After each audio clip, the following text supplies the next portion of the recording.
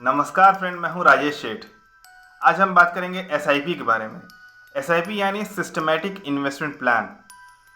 SIP mutual fund में निवेश करने का एक तरीका है। इसमें आप एक फिक्स अमाउंट 500, 1000 या फिर 5000 हर महीने या 3 महीने में या किसी एक निश्चित तारीख पर एक म्यूचुअल फंड स्कीम में निवेश कर सकते हैं। यह एक डिसिप्लिन इन्वेस्टमेंट का तरीका है जो आपको मार्केट के उतार और चढ़ाव से बचाता है और साथ ही समय के साथ आपका पैसा बढ़ाने में मदद भी करता है। चलिए जानते हैं एसआईपी के कुछ फ़ायदे। डिसिप्लिन या अनुशासन। एसआईपी आपको नियमित रूप से इन्वेस्टमेंट करने की आदत डालता है। रूपी कॉस्टिंग एवरेजिंग, रुपए की लागत का औसत। एसआईपी आपको बाज़ार के उतार चढ़ाव से बचाता है। जब बाज़ार नीचे होता है तो आप कम कीमत पर यूनिट खरीदते हैं और जब बाज़ार ऊपर होता है तो आप अधिक कीमत पर यूनिट खरीदते हैं, जिससे एवरेज कॉस्ट कम हो जाती है। फंड रेजिंग या धन संचय। एसआईपी आपको समय के साथ भविष्य में पैसा बढ़ाने में मदद करता है। फ्लेक्सिबिलिटी, लचीलापन।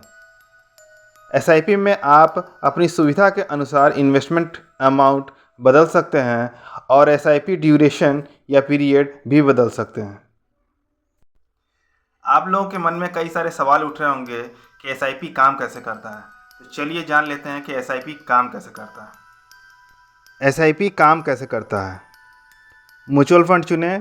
सबसे पहले आप एक म्यूचुअल फंड स्कीम चुनें जिसमें आप इन्वेस्ट करना चाहते हैं। इन्वेस्टमेंट अमाउंट और फिक्स समय तय करें। फिर आप अपनी सुविधा के अनुसार इन्वेस्टमेंट अमाउंट और निश्चित समय तय करें। इन्वेस्ट रेगुलरली, नियमित रूप से इन्वेस्टमेंट करें। फिक्स डेट पर आपके बैंक अकाउंट से पैसे काट लिए जाएंगे और आपके द्वारा चुनी गई म्यूचुअल फंड स्कीम में इन्वेस्ट कर दिए जाएंगे। एसआईपी के जरिए आप एक बड़े अमाउंट को जनरेट कर सकते हैं। ये अमाउंट बड़ा कैसे होगा, चलिए इसका गणित भी समझ लेते हैं। तो आपने जैसे म्यूचुअल फंड में निवेश किया तो उसमें जमा किए गए पैसे में से इसकी यूनिट दी जाएगी। इसको एक एग्जाम्पल से समझते हैं। आपने 1000 रुपये म्यूचुअल फंड में इन्वेस्ट किए और उसकी एक यूनिट की नेट एसेट वैल्यू या फिर NAV 20 रुपये है, तो आपको 1000 रुपये में उस म्यूचुअल फंड की 50 यूनिट मिलेगी। और जैसे जैसे इसकी NAV बढ़ेगी वैसे ही आपका रिटर्न भी बढ़ेगा। कैसे और कितना बढ़ेगा, चलिए इसका गणित भी समझ लेते हैं। अगर NAV 40 रुपये हो जाती है तो आपकी रकम 2000 रुपये हो जाएगी और ऐसे में जैसे जैसे NAV बढ़ती जाएगी आपका इन्वेस्टमेंट किया हुआ पैसा भी बढ़ता चला जाएगा। यानी बाज़ार में आने वाले उतार चढ़ाव का असर NAV पड़ेगा। ऐसे में अगर मार्केट गिरता है तो आपको घबराना नहीं है। आमतौर पर माना जाता है कि एसआईपी 12 से 15% का रिटर्न देती है। लेकिन एक बात को आप ध्यान से समझ लें कि आपका पैसा शेयर बाज़ार में लगा है। अगर कोविड जैसी घटना घटती है तो उसका असर आपके रिटर्न पर भी पड़ेगा। तो इस बात की कोई गारंटी नहीं है कि एसआईपी आपको 12 से 15% रिटर्न देगा। एसआईपी में 12 से 15% रिटर्न ये एवरेज रेट रिटर्न है।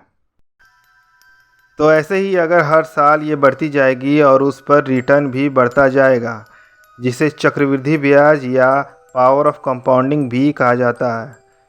इसे एक एग्जांपल से समझते हैं। मान लीजिए आपने 1000 रुपये प्रति माह निवेश किए और इस पर आपको 15% रिटर्न मिल रही है, तो आपको मिलेंगे एक साल पर 12,000 के निवेश पर 13,021 रुपये। 2 साल के बाद 24,000 रुपये बन जाएंगे 28,135 रुपये।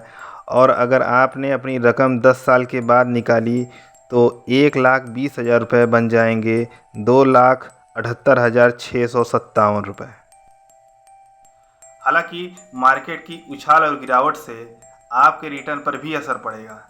यानी मार्केट गिरा तो नुकसान और मार्केट चढ़ा तो मुनाफा।